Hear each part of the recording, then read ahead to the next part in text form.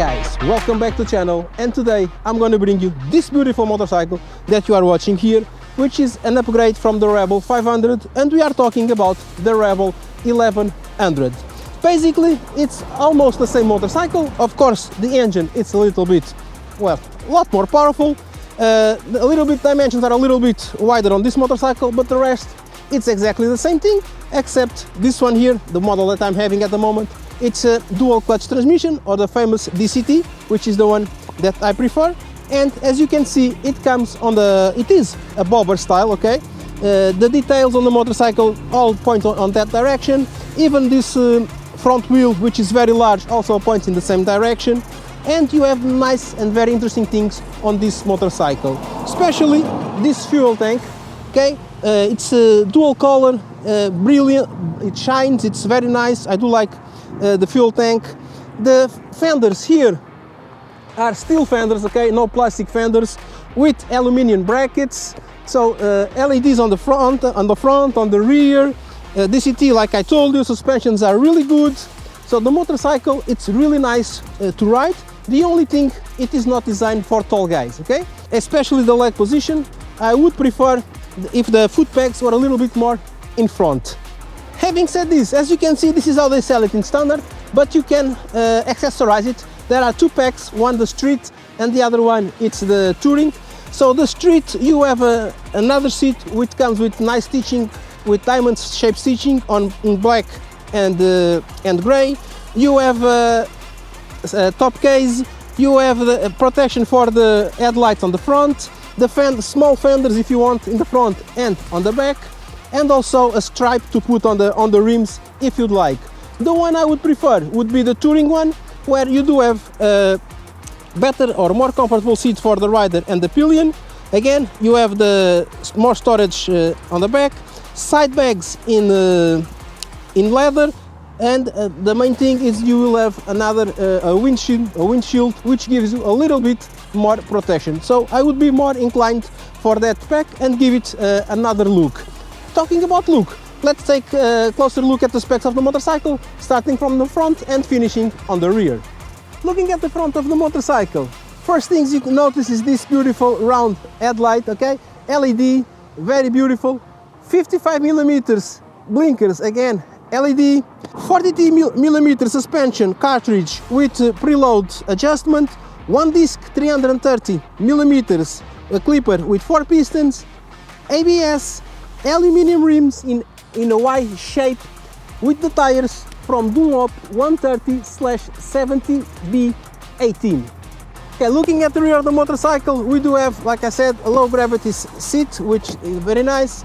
This pillion seat, it is removable, and underneath you can have a USB plug and also 3 liters storage capacity. Again, like I said, steel fenders. The lights, like in the front, everything it's LED. We have dual shock absorber, piggyback style, with adjustment with preload. They do have their own pressurized reservoirs, so you have a consistent shock absorption. One disc 255mm, a clipper with 1 piston. ABS, again the same Y-spoke cast aluminium rims with the same Dunlop tires, 180/65B16. And now we are going to talk about this engine, the 1100, which is basically the same engine that you can find on the Africa Twin, the newer models, okay? It is 2 cylinders, parallel, liquid cooled, 8 valves, and it has 1084 cc's. It has 85 horsepower at 7000 RPM, 98 newtons at 4750 RPM, and like I said before, you can find this motorcycle on the dual clutch transmission, which is the one that I have now, or with a 6-speed manual gearbox. Of course, we are talking about the engine that is Euro 5 compliant. Another thing about which is distinguished on this motorcycle, you have 2 ignitions, okay? One here on the side, it's where you connect the motorcycle, and if you do want to lock the steering, you have another ignition there on the front. Regarding the seat height, 700mm, so we have a low center of gravity, so everyone will reach the floor without problems on this motorcycle. As you can see, my knees are well bended, so no problems there. Between my legs we have a fuel tank, 13.5 liters, and on my hands it has been doing average of 5.5, so I'm calculating around 230-250 kilometers every time I have to fill up. The total weight of the motorcycle, 223 kilograms. It is not light, but it is very easy to maneuver because of the low center of gravity. You don't have any worries about letting the motorcycle fall down or everything, because you have your feet well planted on the ground and you can move the bike back and forward without any major issues. So we're gonna talk now a little bit about the handlebar, okay? It's a little bit different from the traditional handlebar because we are talking about the dual clutch transmission, or the famous DCT from Honda. But I'm gonna start with the mirrors. Round shape, I don't like the round shape, but they are very easy to adjust, very simple. I do like that ability, good visibility, no problems there. We have adjustment on this lever for the brake, which is the only lever that we have on this motorcycle because, like I said, dual clutch transmission. Here on the left side, hazard lights, high beams, low beams and passing light, a button for selection and a button for mode, which I'll talk to you a little bit, a horn, blinkers left and right, they do blink on different positions on the dashboard, and we have the plus and minus button, which basically means you can increase gear and downshift gear even on automatic mode, but basically on manual mode. On the right side we do have the kill switch and the start button on the same switch, on the same button.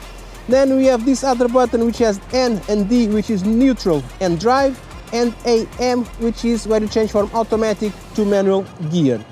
Cruise control and the button to set and resume the cruise control. If you don't know how cruise control works, you set the speed, and whenever you touch any of the brakes, the cruise control automatically goes off. And if you want to resume, you press this button up and it will resume to that speed. But the main thing here, it's this negative LCD dashboard, which is very legible. Even in bright sunlight, you can see everything that's here. And what we have here, we do have the RPMs on the top, we have a clock, indication of the gear, the speed, the fuel level, we have the temperature, and we have the riding modes. This motorcycle comes with 4 riding modes, which I will explain in a while. And in the last line, we have more information like the total kilometers, average, trip A, trip B, and I'm going to show you how to access all that also. And a little bit on the right side, we have what I call the Christmas lights, where you have the traction control, the ABS, if you put the cruise control on, if the high beams are on, and all those things, they are all here on the right side. Main thing here, you need 2 buttons to manage this LCD. It's the mode button and the select button here on the right side. So the bottom line, it has 2 functions. It shows you the total kilometers, it shows you the instantaneous consumption, elapsed time and range. But if you press mode again, it can show you information for trip A, which is the total kilometers, average from trip A, the average speed from trip A, and the same thing for trip B. Total kilometer, air from trip B, and speed from trip B, and basically that's it. Pressing the mode button one more time, you go to the most important of the motorcycle, which is the menu where you have the riding modes, okay? 4 riding modes, which are Sport, Standard, Rain, and User, okay? I'm not gonna explain. Sport if you want a more sportive ride, Standard for your everyday simple ride, Rain if it is raining, and then you have User, where you can adjust all the parameters to your riding style, okay? And for that, you press mode for 3 seconds, I think it's 2 or 3 seconds, and as you can see, the first parameter, which is power or P, starts blinking, and you can adjust from the 3 levels that it has according to your needs, okay? Press mode again, T, which was traction control, okay? Adjust for the levels that you want. Engine brake, exactly the same thing, adjust for the levels that you want. And D, it's the response of the gearbox. Again, you also have 3 levels, you adjust for the ones that you want. So this is what the ride-by-wire gives to this motorcycle. It's the ability to have these riding modes, and you can adjust it to your needs. Of course, if it is raining, you change for the rain mode, where basically the power it's decreased, the traction control it's to the maximum, engine brake it's decreased to the minimum, and all the others have their own specifications. Okay guys, final thoughts about this motorcycle after these 2 to 3 days that I was riding it. I did like the engine, okay? The same engine that comes with the Africa Twin, very smooth, very precise. You have the dual clutch transmission on my case, which I prefer over the manual one. I like the big tires, I like the design of the motorcycle. The seat, it is nice, it is comfortable, it is small, okay? Again, I'm giving my opinion based on my needs, okay? I'm a tall guy, 1.85 m, I weigh 93 kilograms. I would need a little bit bigger seats, but that's fixable. The foot pegs, they are definitely not on the right position for the kind of ride that I like. I like comfortable rides, long kilometers, and this one, it's not designed for me. The foot pegs should be a little bit more in front for me to have a better ride. Pillions, the seat for the pillion, it is there. If I was a pillion, I wouldn't ride it, but maybe with the touring pack, where you have the backrest and everything, maybe it will make the ride a little bit more comfortable. But besides that, suspensions, everything, the lights are nice, the headlights are nice, the dashboard is really cool with the riding mode, the buttons are on the right positions, really easy to access. I did like riding this motorcycle. I had the pleasure of going to work with it in the middle of traffic. It handled nice, and then when there is no traffic, it will handle better, because you can enjoy the full power of this 85 horsepower that it has. But again, don't forget, it is a naked. You will catch a little bit of wind, but it will give you a lot of pleasure on those 130, 140 at least kilometers an hour. You can go faster, but I do not recommend that. Having said this, guys, don't forget my partnership with CarTrack, the GPS tracker for your motorcycle. There is a link down in the description that gives you the first month free, and most important, subscribe to the channel, click the notification bell so you receive my future videos, because the channel is growing.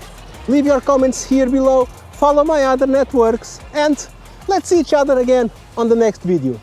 Bye!